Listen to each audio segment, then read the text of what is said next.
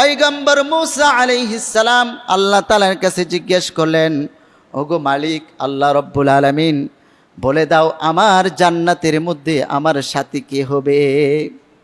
আল্লাহ বলেন, মূসা তোমার জান্নাতের সাথী কে হবে জানতে চাচ্ছ? তাহলে শোনো, জান্নাতে তোমার সাথী হবে একজন কসাই। সুবহানাল্লাহ বলেন না। জান্নাতে মূসা পয়গম্বর জলিলুল কদর অনেক বড় পয়গম্বর, ইতিহাস জানেন আপনারা। মূসা নবীর জান্নাতের সাথী হবে একজন কসাই। খুবই আশ্চর্য, মূসা নবী নিজেও আশ্চর্য হয়ে গেলেন।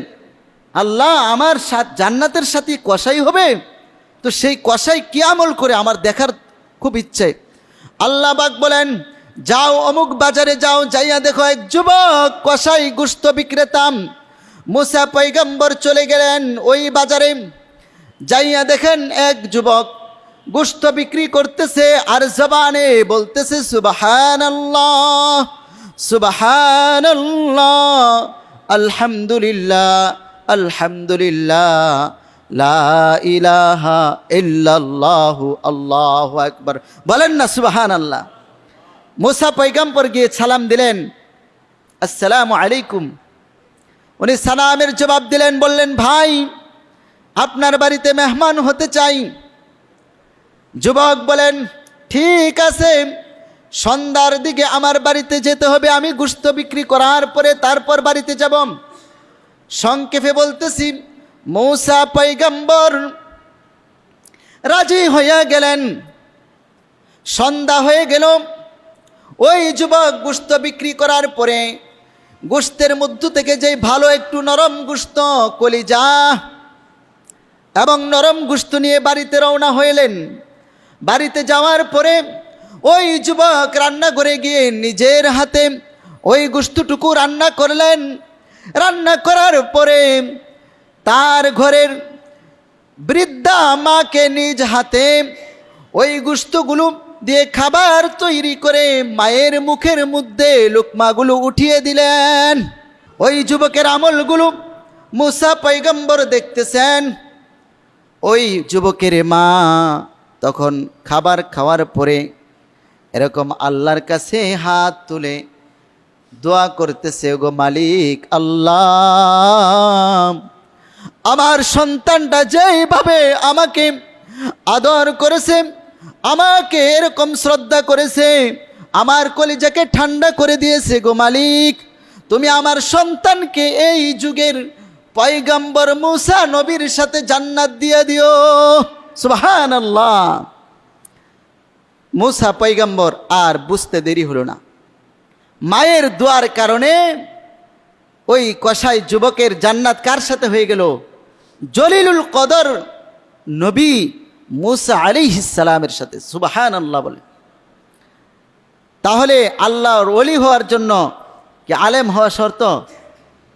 সাধারণ মানুষ আল্লাহর ওলি হইতে পারে, শর্ত হলো একটাই, আমার নবী বলে গিয়েছেন সর্ব অবস্থায় আল্লাহর প্রতি সন্তুষ্ট থাকতে হবে। আল্লাহ সুবহানাহু ওয়া তাআলা তোমার অল্প আমলের কারণে তোমার প্রতি সন্তুষ্ট হয়ে যাবেন। সুবহানাল্লাহ। প্রফেসর হামিদুর রহমান আল্লাহর ওলি ছিলেন, আল্লাহর কুতুব ছিলেন। তিনি কিন্তু কোনো আলেম না। দেওনার শায়েখ কাপাসিয়ার অধ্যক্ষ মিজানুর রহমান চৌধুরী একজন জেনারেল শিক্ষিত, কিন্তু উনি একদিন কারগুজারি শুনাইলেন, আমার 1 বৎসরের ভিতরে কোনো দিন এরকম বদ নজর হয় নাই, চোখের গুনাহ হয় নাই। বলেন না সুবহানাল্লাহ। সাধারণ মানুষ 1 বছরের ভিতরে বলতেছে, কারগুজারি শোনাচ্ছে, কোনো খারাপ নজর পায় না, কোনো নারীর প্রতি নজর যায় নাই। আর আমাদের কত গুনাহ হচ্ছে। আহা, গুনাহ থেকে বেঁচে থাকতে হবে। আল্লাহর ওলি হইতে হলে, আল্লাহর প্যারা বান্দা হইতে হলে আমাদের গুনাহ থেকে বেঁচে থাকতে হবে। আরেক বুজুর্গ বলেন, जो तो मेरा वो सब मेरा, फलक मेरा जमी मेरी, अगर तो एक नहीं मेरा तो कोई शै नहीं मेरी। আসমান পাইলাম, জমিন পাইলাম, দুনিয়ার রাজত্ব পাইলাম, ইজ্জত পাইলাম, সম্মান পাইলাম, অনেক কিছু পাইলাম, টাকা পয়সা পাইলাম, কিন্তু মালিক ওগো আল্লাহ, যদি তোমাকে না পাই তাহলে আমার মতো হতভাগা এই দুনিয়ার মধ্যে আর কেউ নাই। আর যদি আল্লাহ গো দুনিয়ার কিছুই পাই নাই কিন্তু তোমাকে পায়ে গেছি, ওগো আল্লাহ তোমাকে পাওয়ার কারণে আমি যেন দুনিয়ার সব কিছু পেয়ে গেলাম। এজন্য আল্লাহ তাআলাকে যদি আমরা খুশি করতে পারি, আল্লাহ তাআলাকে যদি পাই তাহলে যেন দুনিয়ার সব পাইছি। কিন্তু আল্লাহকে যদি না পাই তাহলে আমি কিছুই পাইলাম না, কিছুই পাইলাম না, কিছুই পাইলাম না। আল্লাহ, এজন্য আমাদের উচিত জিন্দিগিটাকে একটু পরিবর্তন করা, জীবনটাকে একটু সাজানো। পয়গম্বর মুহাম্মদুর রাসূলুল্লাহ সাল্লাল্লাহু আলাইহি ওয়াসাল্লামের আদর্শ আমার 3.5 হাত বডির মধ্যে যদি সাজাইতে পারি তাহলে আমি ধন্য।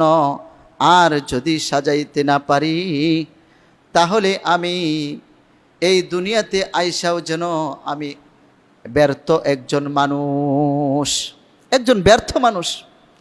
আমি যদি আল্লাহ তাআলাকে সন্তুষ্ট করতে না পারি তাহলে আমার মতো ব্যর্থ এই পৃথিবীতে আর কেউ নাই।